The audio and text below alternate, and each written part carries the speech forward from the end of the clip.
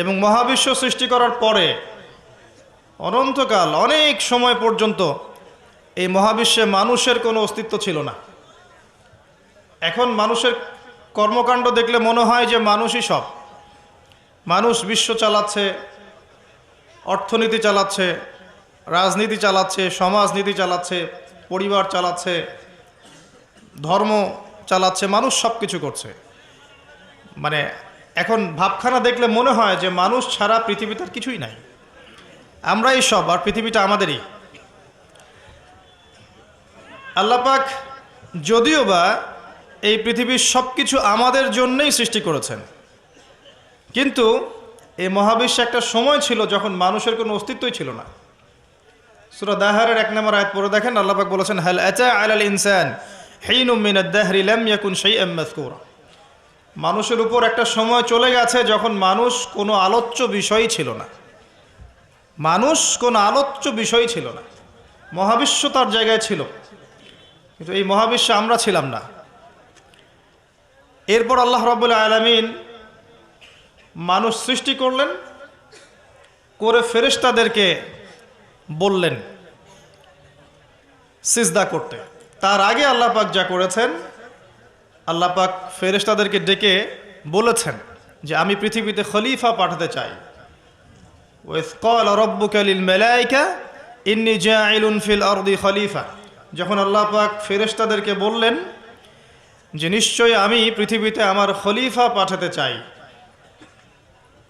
এই পৃথিবী মানুষের জন্য তখনই হবে যখন আমরা আল্লাহর খলিফার মতো কাজ করব। পৃথিবীতে মানুষের কাজ যদি শয়তানের খলিফার মতো হয়, তাহলে এই পৃথিবী আমার জন্য নয়, এই পৃথিবী আমাকে সময় দিবে না। কথা বোঝা যায়?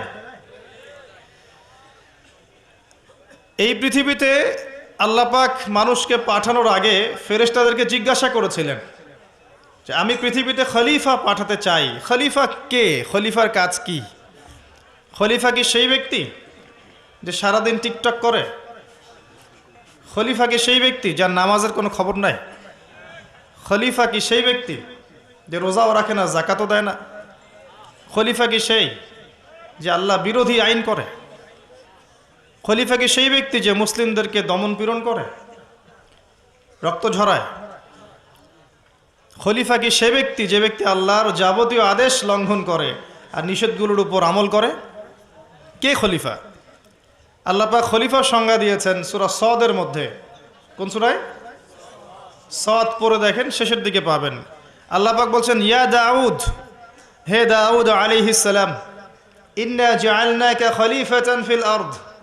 হে দাউদ, আমি তোমাকে পৃথিবীতে আমার খলিফা করে পাঠিয়েছি।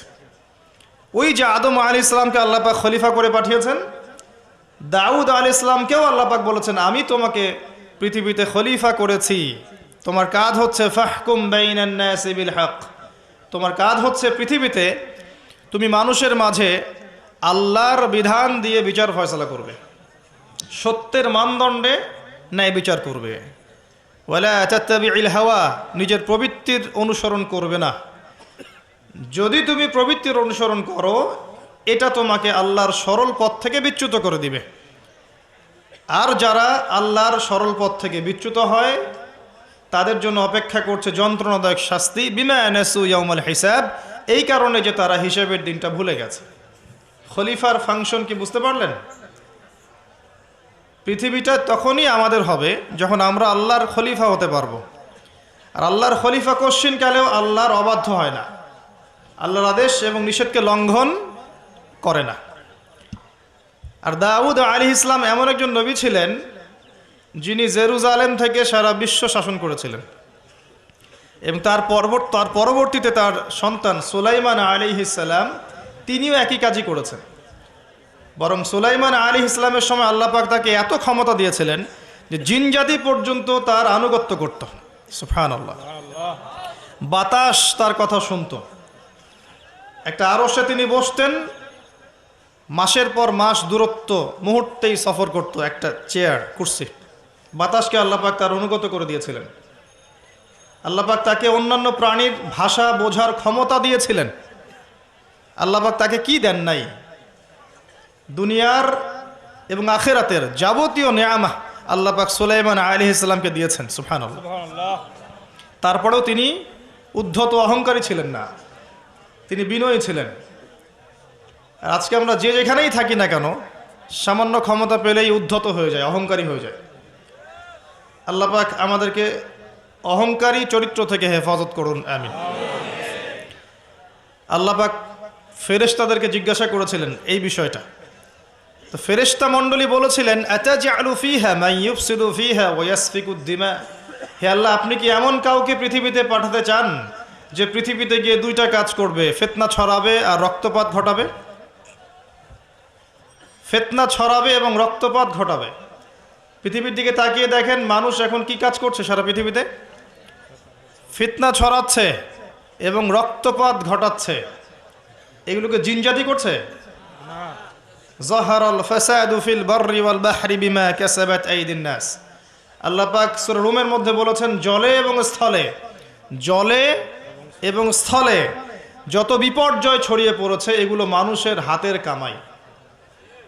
আপনি আল্লাহর কথা ডিনাই করতে পারবেন না, এটা আল্লাহর কথা। আপনি দেখেন বিশ্বের দিকে এক দেশ আরেক দেশকে যে আক্রমণ করছে, বিশ্বটাকে একটা নিউক্লিয়ার যুদ্ধের দিকে নিয়ে গেছে, এটা কি জিনজাতি করেছে? না। এই নিউক্লিয়ার ওয়েপেন্সগুলো কি মানবতার কল্যাণে কাজ করবে? না। একটা যদি আল্লাহ না করুক বিস্ফোরিত হয়, আর এটা সমূহ সম্ভাবনা আছে যে হতেই পারে আগামীতে, তখন বিশ্বের এই অবস্থা থাকবে না? কোশ্চিন গেল থাকবে না। আপনি দেখেন অর্থনীতির মধ্যে আমরা যে সুদভিত্তিক অর্থনীতি চালু করেছি, এটা কি জিনজাতি করেছে? না। আর এর মধ্য দিয়ে কি আমাদের কল্যাণ হচ্ছে? না। আমরা সংস্কৃতির নামে যে অশ্লীলতা ছড়িয়ে দিয়েছি, নারী পুরুষের ফ্রি মিক্সিং, বেলাল্লাপনা ছড়িয়েছি, পর্নোগ্রাফি ছড়িয়েছি, মাদকদ্রব্য ছড়িয়ে দিয়েছি। আমরা নারীরা এখন পোশাক পরেও নগ্ন হয়ে ঘুরছে, পুরুষ নারীর পোশাক পরছে, নারী পুরুষের পোশাক পরছে, ফাংশনাল রোল চেঞ্জ হয়ে গেছে। প্রজন্মের পর প্রজন্ম যাচ্ছে, তারা জীবনের উদ্দেশ্য কি জানে না। মাদক, ক্যাসিনো, টিকটক, ফেসবুক, ইউটিউবিং ইত্যাদি ভোগবিলাসে তারা ব্যস্ত আছে। এগুলো কি জিনজাতি করছে? না। ফাসাদ, যত ফাসাদ, গ্লোবাল ফাসাদ, ইকোনমিক ফাসাদ, পলিটিক্যাল ফাসাদ, সামাজিক ফাসাদ, প্রতিটা সেক্টরে, পারিবারিক ফাসাদ, কোনো ক্ষেত্রেই ফাসাদ জিনজাতি ছড়াচ্ছে না। কারা ছড়াচ্ছে? এটা আল্লাহ বলেছেন, যাহারাল ফাসাদু ফিল বাররি ওয়াল বাহরি বিমা কাসাবাত আইদিন নাস। মানুষের ফাসাদ এমন পর্যায়ে পর্যন্ত চলে গেছে যে প্রাকৃতিক ভারসাম্য এখন নষ্ট হয়ে যাচ্ছে। গতকালকের নিউজ দেখবেন যে হিমবাহ এত দ্রুত গলছে, বিগত শতাব্দীর চাইতে 80 গুণ বেশি দ্রুত বরফ গলে যাচ্ছে, এবং এতে 100 কোটি মানুষের জীবন হুমকির মুখে সামনে। এর কারণ হচ্ছে বাতাসে, পরিবেশে কার্বন ডাইঅক্সাইড, কার্বন মনোক্সাইড গ্যাসটা বেশি, এবং মিলস অ্যান্ড ফ্যাক্টরিজ, ইন্ডাস্ট্রিজ, এগুলোর মধ্য দিয়ে আমরা পরিবেশের ভারসাম্য নষ্ট করে ফেলেছি। কে করেছে? জিনজাতি? না, মানবজাতি। সুবহানাল্লাহ। প্রত্যেকটা সেক্টর, জলবায়ু দেখেন, ভৌগোলিক পরিবর্তনগুলো দেখেন, বনভূমি উজাড় করা দেখেন, এই যে জমিনের উপর জুলুম দেখেন, আকাশ নিয়ে এখন যুদ্ধ হচ্ছে, অমুক গ্রহ আমার, এ বলছে না অমুক গ্রহ আমার, মহাকাশ বাহিনী পর্যন্ত গঠন করছে। যত ফাসাদ দেখবেন সব মানুষ করছে। এই কথাটাই ফেরেশতারা বলেছিলেন, আতাজআলু ফীহা মান ইউফসিদু ফীহা ওয়া ইয়াসফিকুদ দিমা। আল্লাহ, আপনি কি এমন কাউকে পৃথিবীতে পাঠাতে চান যারা পৃথিবীতে গিয়ে রক্তপাত ঘটাবে আর ফাসাদ সৃষ্টি করবে?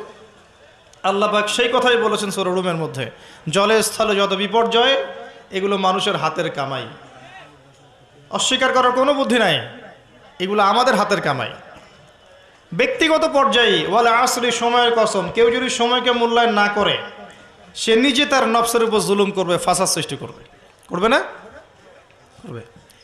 আসেন, এরপরে আল্লাহ পাক মানুষ সৃষ্টি করলেন আদম আলাইহিস সালামকে, এবং তাকে জ্ঞান শিক্ষা দিলেন। ওয়াআল্লামা আদামাল আসমাআ কুল্লাহা। আল্লাহ পাক আদম আলাইহিস সালামকে সমস্ত জ্ঞান শিক্ষা দিয়েছেন। বলেন সুবহানাল্লাহ। সুবহানাল্লাহ। সমস্ত নাম কে শিক্ষা দিয়েছেন? আল্লাহ। জ্ঞান কি বুদ্ধি থেকে আসে না অভিজ্ঞতা থেকে আসে? ফিলোসফিক্যাল থটস আছে এরকম, জ্ঞান আসে বুদ্ধি থেকে, কেউ বলে জ্ঞান আসে অভিজ্ঞতা থেকে, কেউ বলে জ্ঞান হচ্ছে সমন্বয় মতবাদ, কিছু বুদ্ধি কিছু অভিজ্ঞতা। কিন্তু আল্লাহ কোরআনে বলছেন জ্ঞান আসে কার পক্ষ থেকে? আল্লাহর তরফ থেকে। সূরা কাহফ 29 নম্বর আয়াত পড়ে দেখেন, ওয়াকুলিল হাক্কু মির রাব্বিকুম, হক তোমার রবের পক্ষ থেকে নাজিল হয়। হকটা কি? যখন তাওরাত নাজিল হয়েছিল, তাওরাত ছিল কি? হক। যখন জাবুর নাজিল হয়েছে, জাবুর কি ছিল? যখন ইনজিল নাজিল হয়েছে, ইনজিল কি ছিল? যখন কোরআন নাজিল হয়েছে এবং সুন্নাহ এসেছে, কিয়ামত পর্যন্ত হক কি থাকবে? অন্য কোনো হকের মানদণ্ড থাকবে না। যদি কোনো বিষয়ে কোরআন এবং সুন্নাহর সাথে মেলে, এটা মানতে কোনো আপত্তি আছে? না। আর যদি কোনো বিষয়ে কোরআন সুন্নাহর সাথে না মেলে, ছাড়তে কোনো আপত্তি আছে? না। যদি ছাড়ি তাহলে কি আমি সন্ত্রাসী হয়ে যাব? না। আর যদি মানি তাহলে কি আমি মৌলবাদী হয়ে যাব? না। কোরআন এবং সুন্নাহর সাথে যা মেলে এটা যদি আমি মেনে নেই, এটা কি আমার অপরাধ? না। কোরআন এবং সুন্নাহ কি আল্লাহর পক্ষ থেকে আসেনি? অবশ্যই। এবং সে আল্লাহ কি মহাবিশ্বের পরিচালক নন? অবশ্যই। তো যদি আল্লাহর দাসত্ব করি আমি কি অন্যায় কিছু করছি? না। হ্যাঁ, এই দাসত্ব কেমন হবে? শৈথিল্যতা প্রদর্শন করা যাবে না, চরমপন্থাও প্রদর্শন করা যাবে না। আপনি মধ্যমপন্থী থাকবেন। ওয়া কাযালিকা জাআলনাকুম উম্মাতান ওয়াসাতা, আল্লাহ পাক বলেছেন এভাবেই আমি তোমাদেরকে মধ্যমপন্থী উম্মাহ করেছি, যাতে করে তোমরা সাক্ষী হতে পারো।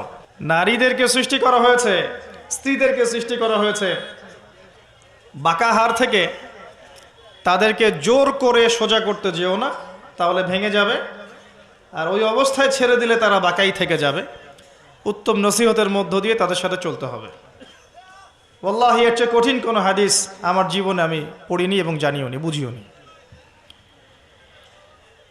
মানে রাসূলুল্লাহ সাল্লাল্লাহু আলাইহি ওয়াসাল্লাম যে বলে গেছেন, নারীদের চেয়ে বড় কোনো ফিতনা আমি রেখে গেলাম না আমার উম্মতের পুরুষদের জন্যে, এর চেয়ে বড় হাদিস এবং ফিতনাময় হাদিস আমি আখিরুজ্জামানে দেখি না। আপনি একটু গভীরভাবে দেখলে দেখবেন প্রতিটা সেক্টরে ফিতনার মূল কেন্দ্রবিন্দুতে পরিণত হয়েছে এক শ্রেণীর নারী, যারা আল্লাহর বিধান অনুযায়ী চলতে নারাজ। এবং যখন তাদেরকে পেট্রোনাইজ করা হয়, তখন আস্তে আস্তে আস্তে আস্তে সমাজে অশ্লীলতা, বেহায়াপনা, নগ্নতা, ফ্রি মিক্সিং এমনভাবে ছড়িয়ে পড়ে যে অনেক ক্ষেত্রে মুত্তাকি মানুষ তাদের ঈমান ধরে রাখতে পারে না। আল্লাহ পাক আমাদের প্রত্যেকের ঘরে ঘরে খাদিজা রাদিয়াল্লাহু আনহার মতো স্ত্রী তৈরি করুন, আমিন। এবং হাজারা আলাইহিস সালামের মতো স্ত্রী তৈরি করুন, আমিন। আমাদের মেয়েদেরকে আল্লাহ ফাতিমা রাদিয়াল্লাহু আনহার মতো বানিয়ে দিন, আমিন। আয়েশা রাদিয়াল্লাহু আনহার মতো বোন তৈরি করুন, আমিন। আমি যে দোয়াটা করলাম, এই দোয়াটা এত গুরুত্বপূর্ণ, যেটার ফলশ্রুতিতে একটা সমাজের শৃঙ্খলা, ব্যালেন্স টিকে থাকে। কে খাদিজা রাদিয়াল্লাহু আনহা? রাসূলুল্লাহ সাল্লাল্লাহু আলাইহি ওয়াসাল্লামের সাথে যখন কেউ ছিল না, তখন একজন নারী, তার স্ত্রী তার সাথে ছিল, তার নাম খাদিজা রাদিয়াল্লাহু আনহা। সারা জীবন তিনি তার পাশে ছিলেন। এবং ওই যে গারে হেরায় যখন নবী সাল্লাল্লাহু আলাইহি ওয়াসাল্লাম আল্লাহকে ডাকতেন, গারে হেরা যারা দেখে এসেছেন, হজ করেছেন একবার, ওমরা করেছেন বা গিয়েছেন ওখানে, তারা জানেন যে এটা কত উঁচু। যুবক হয়েও আমরা সেখানে চড়তে হিমশিম খেয়ে যাব। খাদিজা রাদিয়াল্লাহু আনহা সেখানে খাবার পৌঁছে দিতেন, পানি পৌঁছে দিতেন। তার সম্পত্তি, তার সম্মান, তার মর্যাদা, তার ব্যাংক ব্যালেন্স, প্রতিপত্তি সব কিছু তিনি মুহাম্মদ সাল্লাল্লাহু আলাইহি ওয়াসাল্লাম এবং তার দ্বীনের জন্য উৎসর্গ করে দিয়েছেন। খুব কম মানুষকেই জিবরাইল আলাইহিস সালাম সালাম জানিয়েছেন, তার মধ্যে একজন হচ্ছেন খাদিজা রাদিয়াল্লাহু আনহা। নবী করিম সাল্লাল্লাহু আলাইহি ওয়াসাল্লামকে তিনি বলছেন, ইয়া রাসূলুল্লাহ, ওই যে খাদিজা আসছেন, তিনি যখন আসবেন তখন তাকে আমার পক্ষ থেকে সালাম জানাবেন এবং তাকে বলবেন, আল্লাহ আপনার জন্য জান্নাতে এমন একটা ঘর নির্মাণ করেছেন যে ঘরের মধ্যে কোনো কোলাহল নাই, কোনো চিল্লাচিল্লি হইচই কিচ্ছু নাই, সুকুন এবং শান্তি। তো কোথায় সেই যুগ, যে যুগে প্রত্যেক ঘরে ঘরে খাদিজা রাদিয়াল্লাহু আনহা থাকতেন? কে হাজেরা আলাইহিস সালাম? ইব্রাহিম আলাইহিস সালাম তার দুই স্ত্রী সারাহ এবং হাজরা। হাজরা আলাইহিস সালাম এবং ইসমাঈল আলাইহিস সালামকে তিনি রেখে যাচ্ছেন আল্লাহর আদেশে জনমানব শূন্য একটা জায়গায়, এবং তাদের সাথে আছে কিছু খাবার এবং কিছু পানি। রেখে তিনি চলে যাচ্ছেন সেখান থেকে। আর হাজরা আলাইহিস সালাম বলছেন যে ইয়া ইব্রাহিম আইনা তাযহাব, ইব্রাহিম আপনি কোথায় যাচ্ছেন, ইব্রাহিম আপনি কোথায় যাচ্ছেন। ইব্রাহিম আলাইহিস সালাম নিশ্চুপ, কোনো কথা বলতে পারছেন না, কষ্টে বুকটা ছিঁড়ে যাচ্ছে। ছোট্ট একটা বাচ্চা এবং স্ত্রীকে রেখে যাচ্ছেন জনমানব শূন্য জায়গায়। তখন হাজরা আলাইহিস সালাম বলছেন, আপনি কি আমাদেরকে আল্লাহর আদেশে ছেড়ে যাচ্ছেন হে ইব্রাহিম? আপনি কি আমাদেরকে আল্লাহর আদেশে এখানে ছেড়ে যাচ্ছেন ইব্রাহিম? ইব্রাহিম আলাইহিস সালাম খালি মাথা নাড়ছেন, না, হ্যাঁ, আল্লাহর আদেশে ছেড়ে যাচ্ছে। তখন হাজরা আলাইহিস সালাম বলছেন, তাহলে আল্লাহ আমাদেরকে কখনো অপদস্থ করবেন না ইনশাআল্লাহ। এই সেই নারী যার কাছে খাবার নেই, পানি নাই, সামান্য কয়েকটা খেজুর, ছোট্ট একটা বাচ্চা, পানির যন্ত্রণায় বাচ্চা কাতরাচ্ছে, তিনি দৌড়াচ্ছেন সাফা থেকে মারওয়া, মারওয়া থেকে সাফা, যদি একটু পানি পান। আল্লাহর কাছে এই দৌড়ানোটা এত ভালো লেগেছে, আল্লাহ পাক কিয়ামত পর্যন্ত এটা রেখে দিয়েছেন। সুবহানাল্লাহ। আপনি হজ করতে যাবেন, এই কাজটা না করলে আপনার হজ হবে? এটা কার স্মৃতি? এটা সেই হাজরা আলাইহিস সালামের স্মৃতি। এই যে তাওয়াক্কুলকারিণী নারী, আল্লাহর প্রতি ভরসাকারিণী, সবরকারিণী নারী, তার গর্ভ থেকে এমন সন্তান এসেছে যেই সন্তানকে বাবা বলছে, ইয়া বুনাই, হে আমার সন্তান, ইন্নী আরা ফিল মানামি আন্নী আযবাহুক, আমি স্বপ্নে দেখেছি আমি তোমাকে জবাই করছি, ফানজুর মাযা তারা, তোমার কি রায় আমাকে বলো। তখন ওই বাচ্চা বলছে, যার বয়স মেবি 10 বা 12 বা 15 হাইয়েস্ট, যে বয়সের আমাদের প্রজন্মের বাচ্চা কাচ্চারা কিশোর অপরাধ করে আর টিকটক চালায় আর স্মোক করে আর ড্রাগস নেয় আর মেয়ের পিছনে টাঙ্কি মারে, এই বয়সের বাচ্চা। ইসমাঈল আলাইহিস সালাম বলছেন, ইয়া আবাতি, হে আমার বাবা, ইফআল মা তুমার, হে আমার বাবা, আপনি তাই করেন যা আপনাকে আদেশ করা হয়েছে। কি আদেশ করা হয়েছে? জবাই করতে। আপনি তাই করেন যা আপনাকে আদেশ করা হয়েছে। সাতাজিদুনি ইনশাআল্লাহু মিনাস সাবিরিন, ইনশাআল্লাহ বাবা আপনি আমাকে সবরকারী পাবেন। এই জেনারেশনের একটা ছেলেকে দেখাতে পারবেন যে এরকম করে কথা বলতে পারবে? একটা ছেলে? এরা তো জানেই না জীবনের উদ্দেশ্য কি, জীবনটা কি সেটাই জানে। What is life, the definition of life, the definition of success জানে না। ওই ছোটোবেলায় একটা বইয়ের বোঝা কাঁধে চাপিয়ে দেওয়া হয়েছে, ব্যাগের মধ্যে 10টা বই, এটা নিয়ে গিয়েছে প্রথমে প্লে, তারপর নার্সারি, তারপর 1 2 3 4 5 6 7 8 9 10 পড়েছে। পরীক্ষা A+ পেতে হবে, গোল্ডেন পাওয়ার জন্য যা ইচ্ছা তাই করেছে। তারপরে আপনার HSC করেছে, অনার্স মাস্টার্স করেছে, মাশাআল্লাহ। এখনও জানে না অজুর ফরজ কয়টা, এখনও জানে না যে কোরআন কি জিনিস, কোরআনের মধ্যে আল্লাহ কি বলেছেন, হাদিস, প্রফেটিক লাইফস্টাইল কি, হাদিস কি, নবী সাল্লাল্লাহু আলাইহি ওয়াসাল্লামের জীবনী আবার কি জিনিস, তার স্ত্রীদের নাম, কত সালে বদরের যুদ্ধ, কত সালে উহুদ, কিভাবে তিনি দিন প্রতিষ্ঠা করেছেন, সাহাবায়ে কেরামের জীবনী, ইসলামী খেলাফত, ইসলামের ইতিহাস। এরপরেও তাদের পিতামাতার অ্যাটিটিউড দেখলে মনে হয় যে এগুলো সোনার ছেলে, সব ছেলে। এবং মেয়েদের দিকে তাকান, ওই বয়সেরই, সারাদিন মেকআপ বক্স, নতুন কি জামা আসছে, নতুন কোন ফ্যাশন আসছে, কোন ড্রেসটা পরে মার্কেটে গেলে মানুষ আমাকে দেখবে বেশি, তারপরে ছেলের পোশাক নতুন নতুন কোনগুলো আসছে যেগুলো এখন মেয়ের পোশাক হিসেবে ব্যবহার করা যায়, ফেসবুকিং, চ্যাটিং, স্ন্যাপচ্যাট, ইনস্টাগ্রাম, ছবি, নিজের ছবি নিজেই তুলছে, নিজেই হাসছে, একা একাই হাসে, একাই ছবি তোলে, একাই আপলোড করে। কি মনে হচ্ছে আপনাদের কাছে? এবং নবী করিম সাল্লাল্লাহু আলাইহি ওয়াসাল্লাম কিন্তু বলেছিলেন যে আখিরুজ জামান, কিয়ামত হবে না ততদিন পর্যন্ত যতক্ষণ না এমন কিছু নারী সমাজে বের হচ্ছে, নিসাউন কাসিয়াতুন আরিয়াহ, যে নারীরা কাপড় পরেও নগ্ন থাকবে। জি, আপনার স্ত্রীর কথাই বলছি, তার কথাই বলেছেন নবী সাল্লাল্লাহু আলাইহি ওয়াসাল্লাম, নিসাউন কাসিয়াতুন আরিয়াহ। আপনার বোনের কথাই বলছি, আপনার মেয়ের কথাই বলছি, কাপড় পরেও নগ্ন থাকবে, ব্যাখ্যা আমার কাছে জিজ্ঞাসা করার দরকার নেই, আপনিই ভালো জানেন। মহিলাতুন মামেলাত, নিজেও আকৃষ্ট হবে, অন্যকে আকৃষ্ট করবে। আল্লাহ রসুল বলছেন এরা জান্নাতের গন্ধ কখনো পাবে না, যদিও বা জান্নাতের গন্ধ 40 বছরের দূরত্ব থেকে পাওয়া যাবে। জীবনের উদ্দেশ্য জানে না তারা। এই নারীদেরকে পাওয়ার জন্য যখন আপনি ব্যস্ত হয়ে আছেন, তখন আপনি নিজের পায়ে কুড়াল মারছেন না, বরং কুড়ালেই পা মারছেন। এদেরকে পাওয়ার জন্য আপনি যখন ব্যস্ত হয়ে আছেন, তখন আপনি কুড়ালে পা মারছেন, নিজের পায়ে কুড়াল মারছেন না। যখন তারা আপনার ঘরে আসবে, কশ্চিনকালেও তারা ইসমাইলের মতো সন্তান জন্ম দিতে পারবে না, এবং তাদের চাহিদা পূরণ করতে আপনার সারা জীবনটা শেষ হয়ে যাবে। আপনার চাহিদা পূরণ করতে এবং সন্তুষ্ট করতে আপনি হিমশিম খেয়ে যাবেন। দিন একদিকে চলে যাবে, দুনিয়া আর একদিকে চলে যাবে। হাজার চেষ্টা করলেও দেখবেন আপনি দিন নিয়ে চলতে পারছেন না। টোটালি ফিতনাময় পরিবেশ। ইনশাআল্লাহ আমি 14 ফেব্রুয়ারির আগে আরেকটা কনস্ট্রাকটিভ লেকচার দিব ইনশাআল্লাহ, অপেক্ষায় থাকেন। কিন্তু আজকে এই টপিকটা আমি এখানে বলতে চাচ্ছি না, কারণ আমার মূল টপিকটা থেকে আমি সরে যাব। যতটুকু বলার বলছি, কিন্তু পুরো ডিটেলস আমি বিষয় আজকে বলতে পারবো না, সময় পাবো না। এতটুকু শোনেন, যে বয়সে ইসমাইল আলাইহিস সালাম এই কথাটা বলেছেন, এই বয়সের জেনারেশন আমাদের দেশে কি করছে দেখে নেন, বিশ্বে কি করছে দেখে নেন।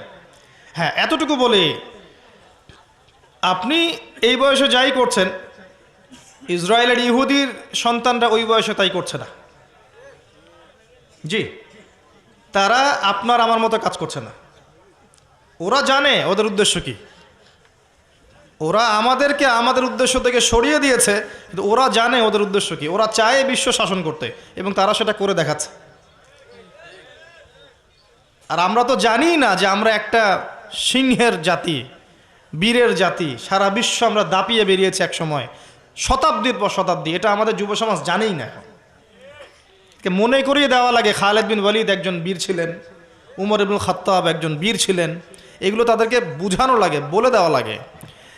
আপনি রাস্তায় হাঁটেন এবং এই নর্মাল সোসাইটির ছেলেদেরকে মাইক নিয়ে নিয়ে জিজ্ঞাসা করেন যে উমর রাদিয়াল্লাহু আনহু কত বছর বয়সে ইসলাম কবুল করেছিল তুমি জানো? বলবে যে উমর রাদিয়াল্লাহু আনহু কে। দেখবেন যে দেশের কথা জিজ্ঞাসা করেন, স্বাধীনতা দিবস কবে, ভাষা দিবস কবে, জিজ্ঞাসা করেন আন্তর্জাতিক মাতৃভাষা দিবস কবে, হিউজ অ্যামাউন্ট অফ পিপল আছে বাংলাদেশে, বলতে পারবে না কোন দেশে, সিরিয়াসলি বলতে পারবে না। ইংলিশ মিডিয়াম ব্যাকগ্রাউন্ডের প্রচুর সন্তান আছে, আর এটা আমার চেয়ে ভালো আপনি জানেন না, আমরা এই ব্যাকগ্রাউন্ড থেকে উঠে আসছি।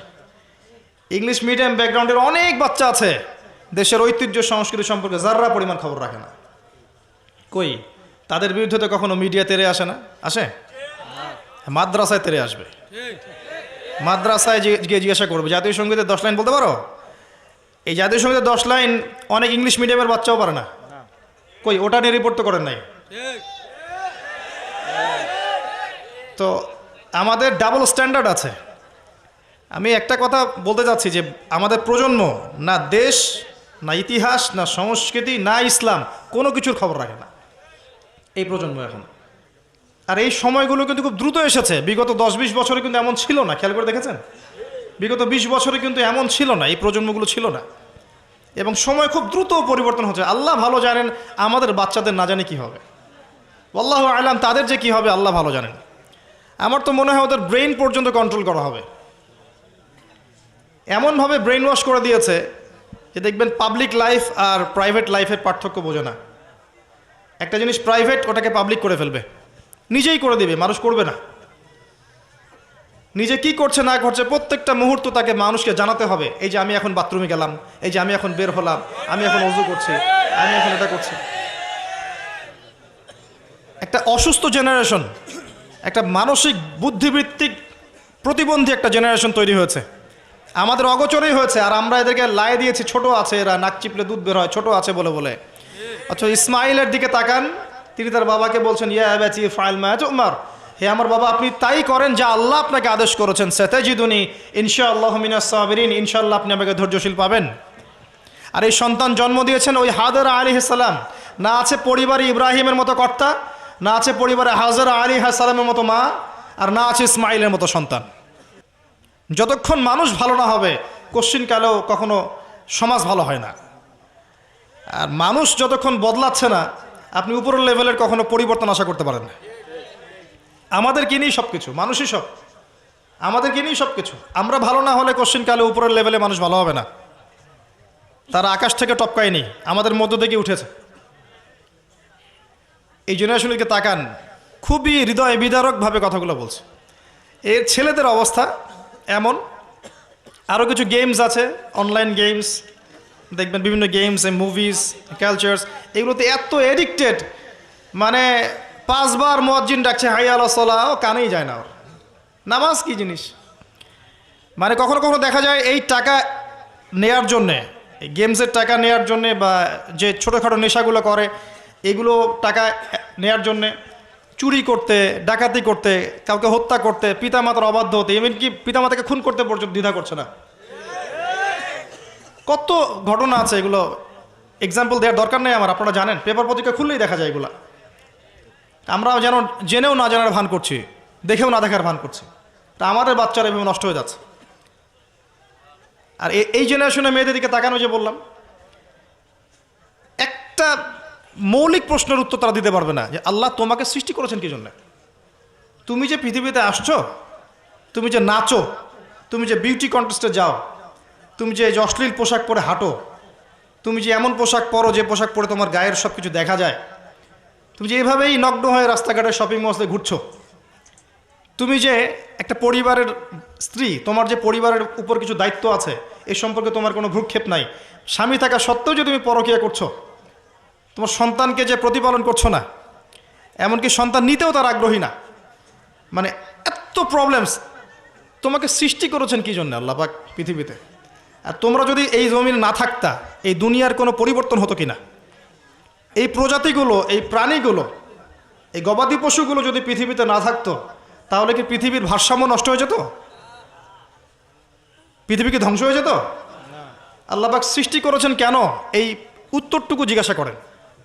নিজেও নিজেকে জিজ্ঞাসা করেন, আপনার ছোট ভাইকে জিজ্ঞাসা করেন, এই ইয়াং জেনারেশনকে জিজ্ঞাসা করেন, এবং মেয়েদেরকে জিজ্ঞাসা করেন, আল্লাহ তোমাকে সৃষ্টি করেছেন কেন বলো তো? এই পৃথিবীতে তুমি আছো কি জন্যে? মানে আমরা যে পৃথিবীতে আছি, আমরা সবাই, আমরা না থাকলে পৃথিবীর কি ক্ষতি হবে সেটা আমাকে বলেন। একসময় কি আমরা ছিলাম? তখন পৃথিবীর কোনো ক্ষতি হয়েছে? একসময় যে আমরা থাকবো না, তখন কি পৃথিবী থেমে থাকবে? মাঝখানের এই সময়টা আমরা কি জন্য আসছি পৃথিবীতে? এই মৌলিক একটা প্রশ্নের উত্তর, এর উত্তর খুঁজে পায় সে আল্লাহর কাছে চলে আসবে ইনশাআল্লাহ। এর উত্তরটা কি জানেন? ওয়ামা খালাকতুল জিন্না ওয়াল ইনসা ইল্লা লিয়াবুদুন। আল্লাহ আবেগ মাখা কণ্ঠে বলছেন যে আমি মানুষ এবং জিন জাতিকে শুধুমাত্র আমার ইবাদত করার জন্যই সৃষ্টি করেছি। এটা আপনার পৃথিবীতে থাকার উদ্দেশ্য। আল্লাহ পাক এমনি এমনি খাওয়াচ্ছেন, এমনি এমনি পড়াচ্ছেন, শ্বাস নিচ্ছি আমরা, এমনি এমনি আল্লাহ পাক পরিবার দিয়েছেন, স্ত্রী সন্তান সব দিয়েছেন, ব্যবসা বাণিজ্য দিয়েছেন, এমনি সব কিছু আল্লাহ পাক এমনি আমাদেরকে ছেড়ে দিবেন? সূরা কিয়ামত শেষের দিকে আছে, মানুষ কি ভেবেছে তাকে এমনি ছেড়ে দেওয়া হবে? মানুষ কি ভেবেছে তাকে এমনি ছেড়ে দেওয়া হবে? সূরা আনকাবুতের দিকেও আছে, প্রথমের দিকে, তোমরা কি ভেবেছো এমনি এমনি ছেড়ে দেওয়া হবে? সূরা বাকারা আল ইমরানের দিকেও আছে, আম হাসিবতুম আন তাদখুলুল জান্নাহ, এমনি এমনি জান্নাতে চলে যাবে? নিছক খেলার ছড়া আল্লাহ পাক পৃথিবীতে আমাদেরকে পাঠান নাই, সৃষ্টিও করেন নাই। এর উত্তরটা এটাই, আল্লাহ পাক আমাদেরকে পাঠিয়েছেন তার ইবাদত করার জন্য। এটাই আমি বলতে চাচ্ছিলাম, যে আল্লাহ রাব্বুল আলামিন মানুষকে পৃথিবীতে পাঠিয়েছেন। এর আগে পৃথিবীতে এমন সময় চলে গেছে মহাবিশ্বে মানুষের অস্তিত্ব ছিল না। আল্লাহ পাক নাম শিখিয়েছেন, আল্লাহ পাক তার সঙ্গিনী সৃষ্টি করেছেন, এরপর জান্নাতে রেখেছেন এবং ফেরেশতাদেরকে দিয়ে সেজদা পর্যন্ত করিয়েছেন। আমাদেরকে আল্লাহ পাক সেজদা করিয়েছেন ফেরেশতাদেরকে দিয়ে। সুবহানাল্লাহ।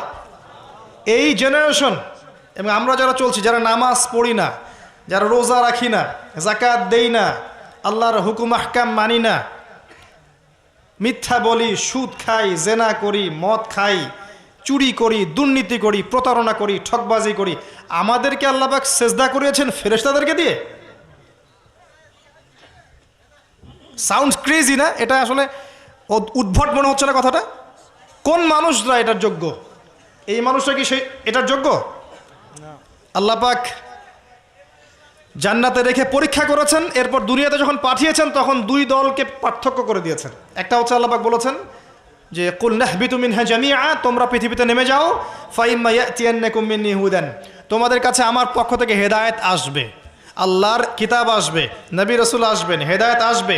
ফামান তাবিআ হুদায়া ফালা খাউফুন আলাইহিম ওয়ালা হুম ইয়াহজানুন, যারা আমার হেদায়েত মেনে চলবে তাদের কোনো ভয় নাই, কোনো দুশ্চিন্তা নাই, যে জান্নাত থেকে এসেছেন ওই জান্নাতে ফিরে যাবেন ইনশাআল্লাহ।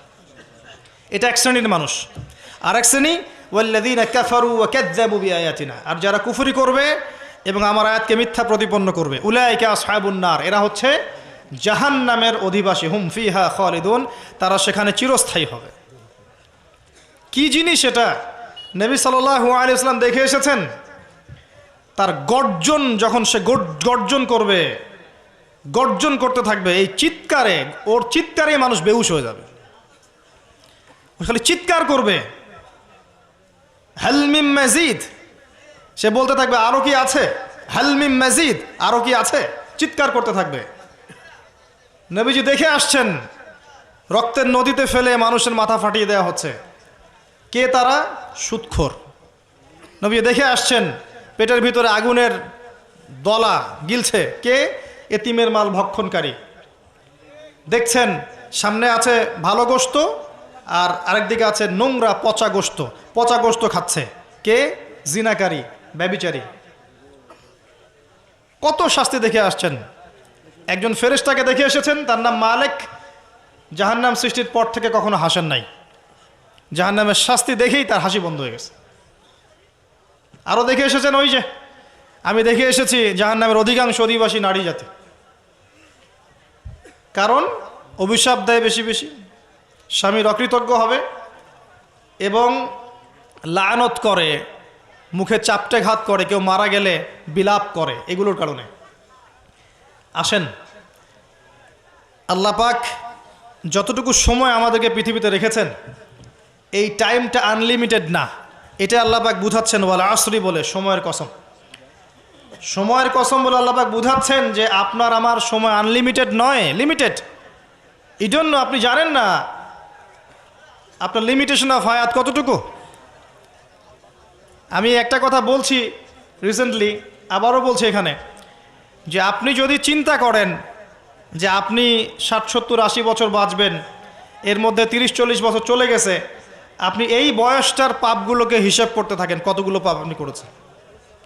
হিসাব করে আমলনামা তৈরি করেন, তারপর দেখেন পাপগুলো দুই প্রকার, হয় মানুষের সাথে জড়িত আছে অথবা আল্লাহর সাথে জড়িত।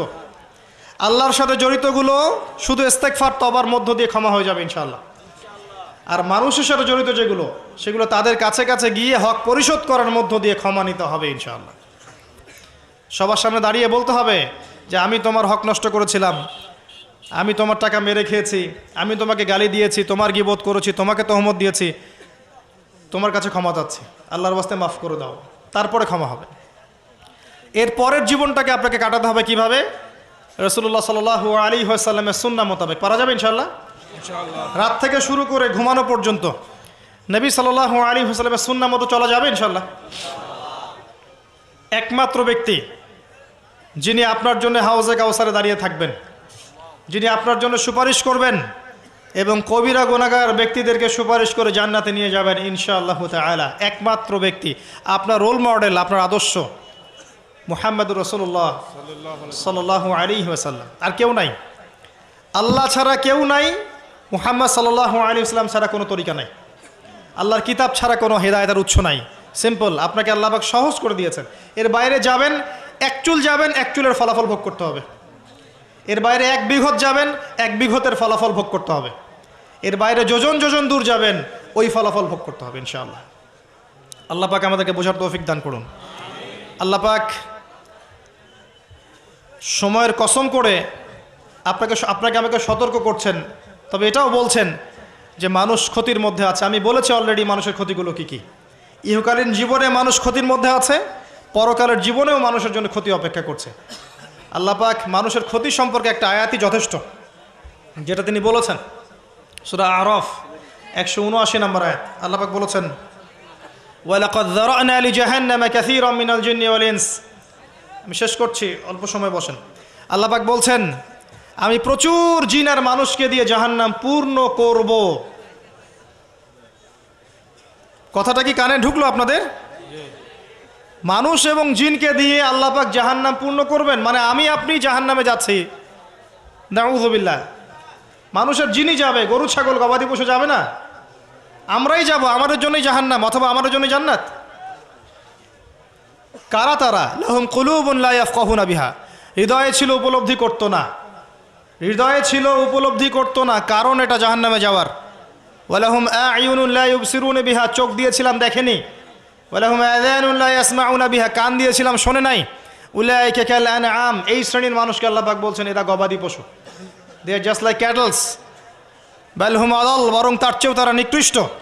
উলাইকা হুমুল গাফিলুন, তারা হচ্ছে গাফেল সম্প্রদায়। আমরা দোয়া করি আল্লাহর কাছে আল্লাহ পাক যেন আমাদেরকে এদের অন্তর্ভুক্ত না করেন। আমিন। গবাদি পশু না হতে হলে কি হতে হবে? মানুষ হতে হবে।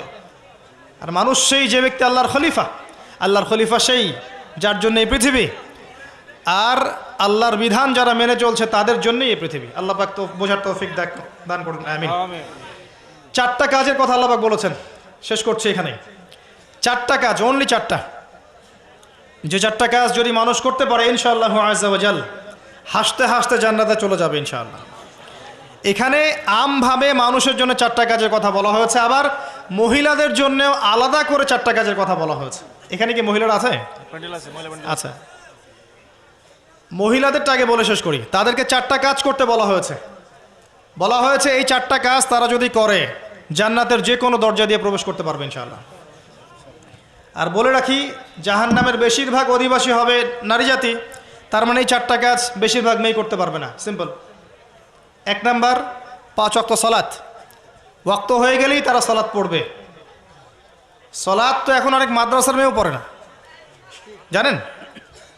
হ্যাঁ, অনেক সময় দেখা যায় মানে কালচারাইজড হয়ে পড়ছে, কিন্তু মাদ্রাসা থেকে বের হয়ে গেছে, নামাজ ছেড়ে দিয়েছে। একটা চাপের মধ্যে ছিল, নামাজ পড়তো, ছেড়ে দিয়েছে, নামাজ শেষ। নামাজ 5 ওয়াক্তের কথা বলা হচ্ছে। আবার অনেক সময় দেখা যায় অনেক মহিলা বা মেয়ে যারা বিপথে ছিল, তওবা করে ইসলামের দিকে এসেছে, এরা দেখবেন মাশাআল্লাহ অনেক কঠিন পর্দা করছে, নামাজ পড়ছে, এমন আছে। তারপরে রাসূল সাল্লাল্লাহু আলাইহি ওয়াসাল্লাম বলেছেন রমজান মাসের সওম, রমজান মাসে রোজা রাখতে হবে, দ্বিতীয় কাজ। 3 নাম্বার, লজ্জাস্থানের হেফাজত, মানে খাস পর্দা। আর মেয়েদের পুরো দেহই লজ্জাস্থান, মেয়েদের পুরো দেহটাই কি লজ্জাস্থান। আর 4 নাম্বার, স্বামীর আনুগত্য করা। স্বামীর, এটা তো মঙ্গল গ্রহের কথা, এই কথার তো বাস্তবায়ন থাকতে পারে না এই সমাজে, সম্ভব? আল্লাহু আ'লাম। আল্লাহ পাক নারীদেরকে বুঝদান করুন। স্বামীর আনুগত্য, আনুগত্যকে তারা মনে করে দাসত্ব। আমি আনুগত্য করতে যাব কেন? এটা দাসত্বের ব্যাপার। আমি কখনো দাসত্ব করতে রাজি নই, বরং আমরা সমান। আমরা কি সমান? আল্লাহ পাক দিয়েছেন অগ্রাধিকার, সে চায় সম অধিকার। আল্লাহ দিয়েছেন অগ্রাধিকার, মানে পুরুষের চেয়ে নারীর অধিকারটা আল্লাহ বেশি দিয়েছেন কোরআন এবং হাদিসে। আর ওকে শিখিয়ে দেওয়া হয়েছে যে তুমি সমান অধিকারের আন্দোলন করো, তাই করছে। তো তারপরেও দিন শেষে গিয়ে দেখবেন যা লাউ তাই কদুই আছে। আসলে আদতে কোনো পরিবর্তন হয়নি, প্রেক্ষাপটের শুধু ফাসাদ ছড়িয়েছে, জেনা বেড়েছে, ধর্ষণ বেড়েছে, পরকীয়া বেড়েছে, সামাজিক কাঠামো ভেঙে গেছে, এবং ডে বাই ডে আর হতেই আছে। রাত এখন আর রাত নাই, রাত দিন হয়ে গেছে। আবার দিনও এখন দিন নাই, দিন আবার রাতের পোশাক পরছে। আর রাত যখন রাত থাকে না, দিন যখন দিন থাকে না, তখন দিন কি করে? দিন আর রাতের কাছে গিয়ে সুখ পায় না, দিন দিনের কাছে যায়। এই জন্য সমকামিতা বাড়ছে। কথা বোঝা যায়? এই জন্য সমকামিতা বাড়ছে। আর মাশাআল্লাহ রাতও এখন রাতের সাথে থাকতে চায়। সেও বলে যে পুরুষের সাথে বিয়ে করার দরকার নেই, আমরা নারীর সাথে বিয়ে করব, লিভ টুগেদার। এবং বিভিন্ন দেশে এটাকে আবার বৈধতাও দেওয়া হয়েছে। হ্যাঁ, কোন বিশ্বে থাকেন, বিশ্বের খবর নেন, তখন আপনি চিন্তা করবেন যে আমি যদি আসহাবুল কাহাফের মতো চলে যেতে পারতাম খুব ভালো হতো। আপনি যদি প্রেক্ষাপট সত্যি বুঝতে পারেন, তখন মনটা চাবে যদি কেউ আমাকে পাহাড়ের কোনায় একটু জায়গা দিত, আর 2 বেলা খাবারের ব্যবস্থা আমার থাকতো, আমার সাথে আর অল্প কিছু মানুষ থাকতো, আমরা টোটালি সমাজ থেকে আলাদা, ওখানে আমরা চাষবাস করছি, খাচ্ছি যাচ্ছি, 5 ওয়াক্ত আজান হচ্ছে, নামাজ হচ্ছে, শান্তি শৃঙ্খলার সাথে এখানে বসবাস করছি, ওখানে মারা যাচ্ছি, এই ফিতনার মধ্যে আসছি না। মনে হতো এটাই অনেক ভালো, হাজার গুণে। দরকার নাই আমার সিভিলাইজড হওয়ার। আর এই হাদিসটা নবী সাল্লাল্লাহু আলাইহি ওয়াসাল্লাম বলেছেন কিন্তু আখিরুজ্জামানে এমন একটা ফিতনা সময় আসবে যখন মুমিনের জন্য কিছু সম্পদ হবে, শ্রেষ্ঠ সম্পদ হবে, কিছু গবাদি পশু, কিছু গরু, কিছু ছাগল, যেগুলো নিয়ে সে পাহাড়ি এলাকায় চলে যাবে, সেখানে একা একা থাকা শুরু করবে, সে তার দিন নিয়ে পালিয়ে যাবে ফিতনা থেকে। এগুলো হাদিসেও আছে। আসহাবুল কাহফ এটাই করেছিলেন। যাই হোক, তবে শুরুতে এটা করতে যাওয়া বুদ্ধিমানের কাজ না, কারণ আগে আপনাকে ঈমান লালন করতে হবে, ঈমানের দাওয়াত দিতে হবে, প্রচার প্রসার করতে হবে, বিপদ আপদ বালা মুসিবত আসলে সবর করতে হবে, পরিস্থিতি পরিবর্তনের চেষ্টা করতে হবে। দেন যদি দেখেন যে কোনোভাবেই কোনো কাজ হচ্ছে না, আস্তে আস্তে করে ফিতনা থেকে ডিসকানেক্টেড হয়ে যান। আমর ইবনে আস রাদিয়াল্লাহু আনহু বলছেন, ইয়া রাসূলুল্লাহ, ফিতনার সময় কিভাবে চলবো? নবী সাল্লাল্লাহু আলাইহি ওয়াসাল্লাম বলছেন, কম কথা বলবা, কথা একদম কম বলবা। তারপর কি করবো ইয়া রাসূলুল্লাহ? ঘরে থাকবা, প্রয়োজনে বেরি হবে না বাইরে। ঘরে থাকবা, দরজা লাগিয়ে দিয়ে, বিনা প্রয়োজনে বেরি হবে না বাইরে। আর কি ইয়া রাসূলুল্লাহ? বেশি বেশি তোমার গুনাহের জন্য কান্নাকাটি করবা, ইনশাআল্লাহ তুমি সফল হয়ে যাবে। এর অপশন নাই আপনার সামনে। এখন আসেন, 4টা কাজ করতে বলেছেন। নারীদের 4টা কাজ বললাম, নামাজ, 5 ওয়াক্ত, সওম, আরেকটা কি বললাম? লজ্জাস্থানে হেফাজত, খাস পর্দা, এবং 4 নম্বর হচ্ছে স্বামীর আনুগত্য। আর খাস পর্দা বলতে আমি ডিজিটাল বোরখা বুঝাইনি। এমন বোরখা পরে যদি গায়ের অঙ্গ প্রত্যঙ্গ বোঝা যায়, বোরখা পরেও যদি গায়ের অঙ্গ প্রত্যঙ্গ বোঝা যায়, কাঠামো বোঝা যায়, ওই বোরখাটা আগে পুড়িয়ে ফেলবেন।